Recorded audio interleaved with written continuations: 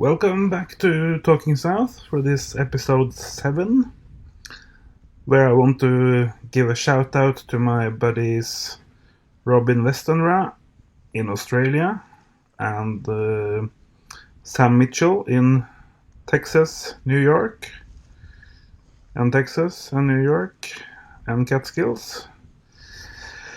So I think you're both doing excellent work regarding the collapse of a civilization, and I know we've had our differences, in the past, but what is a little difference between friends when the whole planet is coming down in a collapse, So this episode is going to be about what happens when we have half a year of blue ocean event in the Arctic. That is when we lose the sea ice cover for the summer half of the year. And there was a paper recently in the Geophysical Research Letters that looked into what hasn't been studied much recently or in the past, and that's what actually happens when the midsummer and the sunniest parts of the year in the Arctic are completely free of ice for 6 months. And you may know that I have these plots showing when approximately we will have a half year out ice free. So this is very interesting in that context. So what they basically find out, these scientists writing in Geophysical Research Letters, is that removing all the sea ice in the Arctic for half a year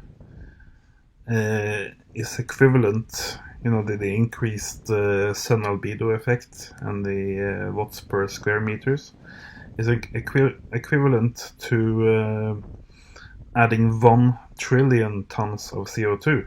And, in human history, we've only emitted 2.4 trillion tons of CO2. So it's like 1 trillion on top of those 2.4 trillion tons. That's a lot. It's almost half of what we've already emitted.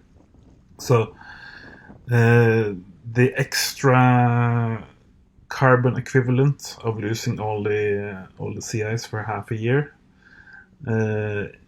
is 1 trillion tons of carbon dioxide, and that in turn is the same as 25 years of current emissions of CO2.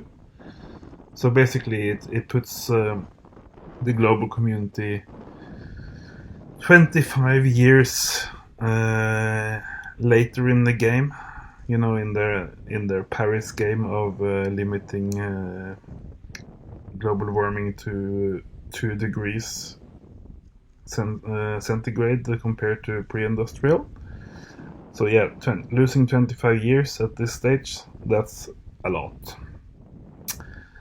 Okay, so I urge you to try and avoid to read the small print if you can, but I've read the small print, and that's why I'm making this video.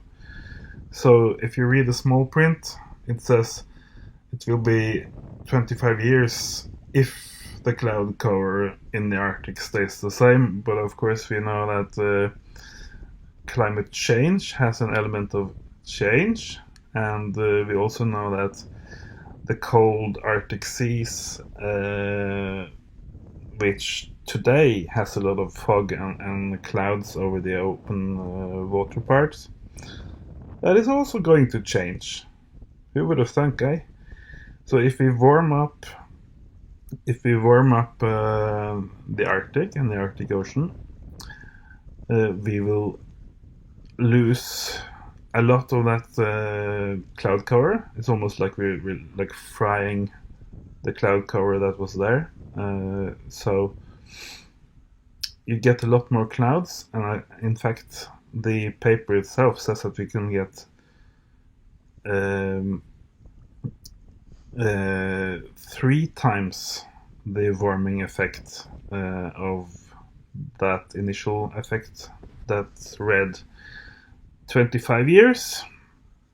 So I don't know, if we do the math, I think you'll find that 25 years delay in the global warming fight, that would be like 75 years, right? So then it's the small matter of heating up the East Siberian Arctic shelf, which will also be heating up when you lose all the sea ice cover and you get extra solar radiation. So we will eventually also set off the very, very, very large releases of methane, CH4. And I'm just making a guess here, but I think emitting all that CH4, all that methane to the atmosphere, will set us back at least 25 years extra. So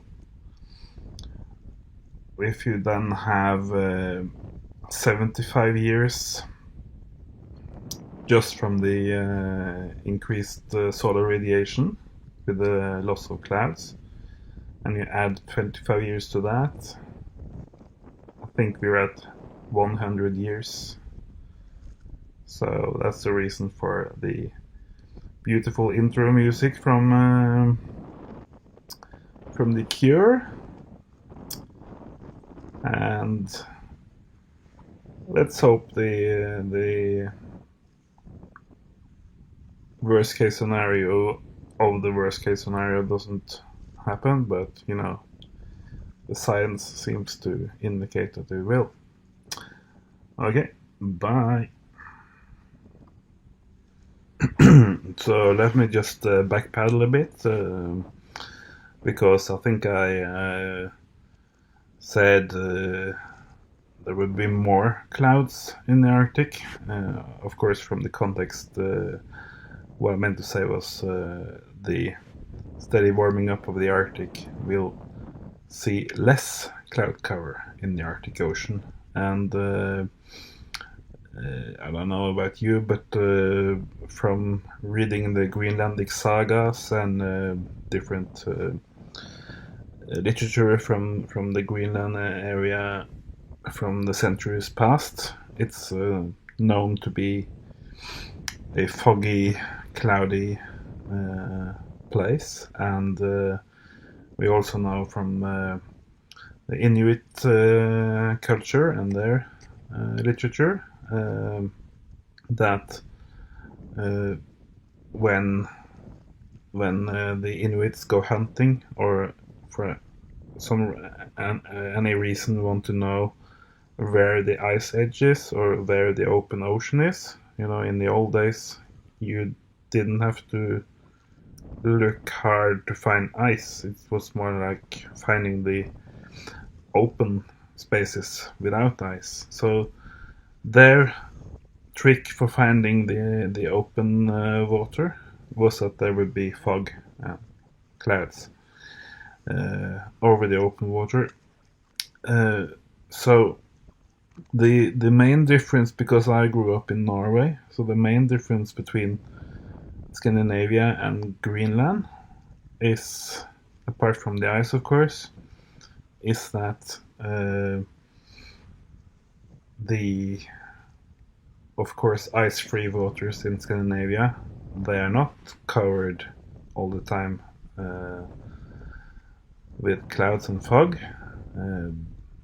You know, there is clouds and fog, of course, in Scandinavia, and especially in Western Norway.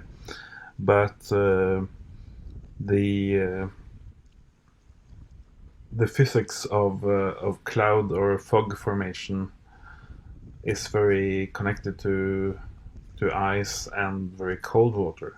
So you have relatively less fog in the southern parts of Scandinavia, where the ocean is warmer and the air is warmer, the atmosphere is warmer.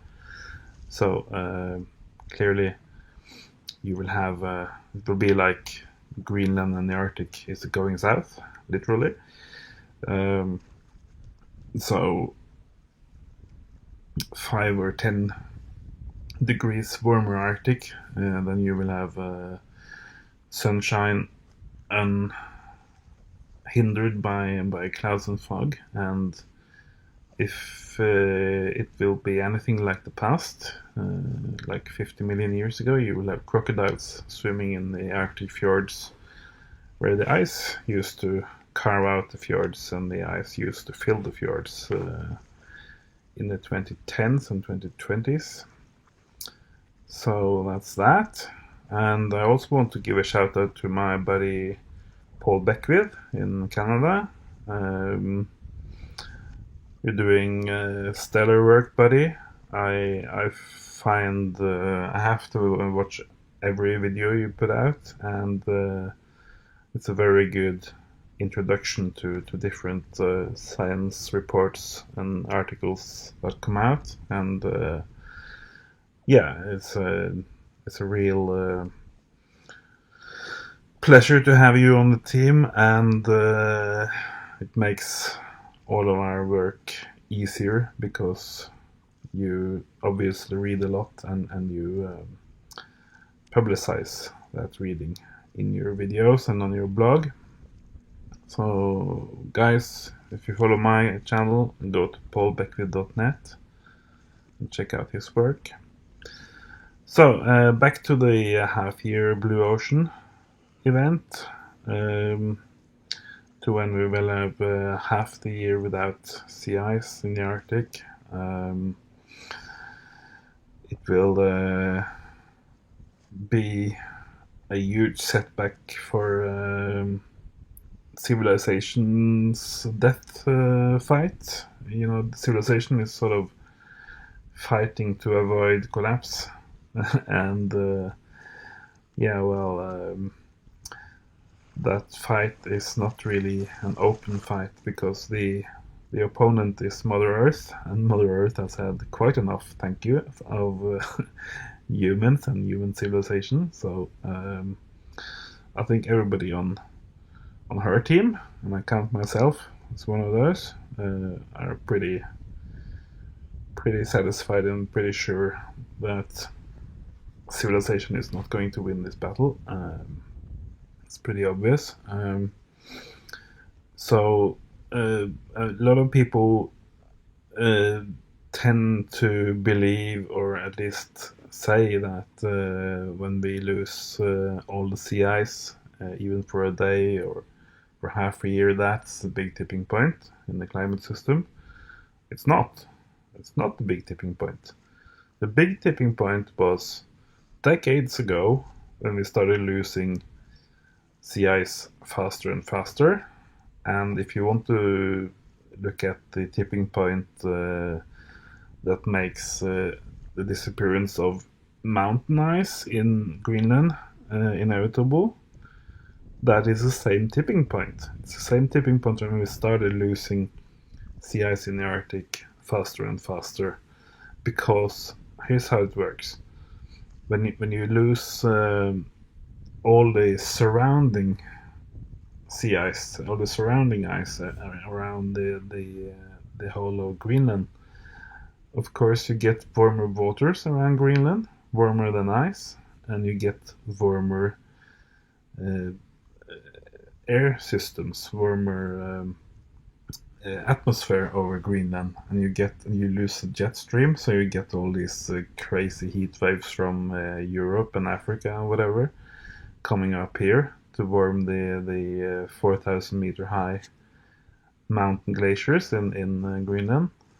So it's all just one major tipping point, one major point of no return. And this is sort of a taboo in the science press and in the mainstream media, that how can a very important point or decision be in the past? How can something be too late? Because we don't want it to be too late. Oh, please say it's not too late. Please say it's going to be fine.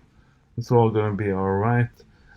But, you know, if you study the data and the physics of this, sometimes an important point, an important decision point may actually be in the past. So my kind of half-joke suggestion is to gather all the greatest physicists in the world in a major Manhattan project to study the time-space continuum of the planet and the universe, and try and find some way to allow time travel so that we can send all these United Nations delegates and climate experts back in time to, let's say, the 1960s, and try and influence the energy mix used by human civilization, let's say in the 1950s and 1960s, and get us off oil, maybe introduce a carbon tax in 1950 to make people make smarter choices. And so time travel, absolutely thumbs up. And but we need like 1,000 physicists working for a decade to find some way to puncture the time-space continuum, and that's my suggestion for saving civilization. Okay, bye.